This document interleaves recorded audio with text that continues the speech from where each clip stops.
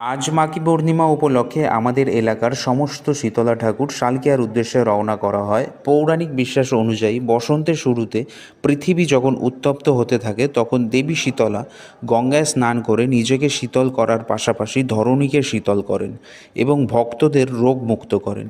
এই বিশেষ দিনে শীতলা মায়ের স্নানে শালকিয়ায় প্রচুর ভিড় হয়। জনশ্রুতি অনুযায়ী কোনো এক মাঘী পূর্ণিমায় এক ব্যক্তি গঙ্গার ঘাটে 7 মহিলাকে দেবী রূপে স্নান করতে দেখেন এবং সকলকে জানান, এরপরেই তিনি পরলোক গমন করেন। এটি শালকিয়ার শ্রেষ্ঠ উৎসব, যা শীতলা মায়ের স্নানযাত্রা বা বড় মায়ের স্নানযাত্রা নামে জনপ্রিয়।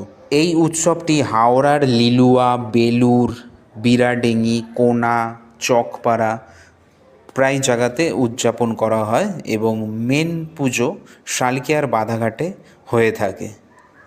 আজ এই উৎসবটিতে সামিল থাকতে পেরে নিজেকে বেশ ধন্য মনে হচ্ছে। জয় বড়মার জয়। সবাই ভালো থাকবেন, সুস্থ থাকবেন। ধন্যবাদ।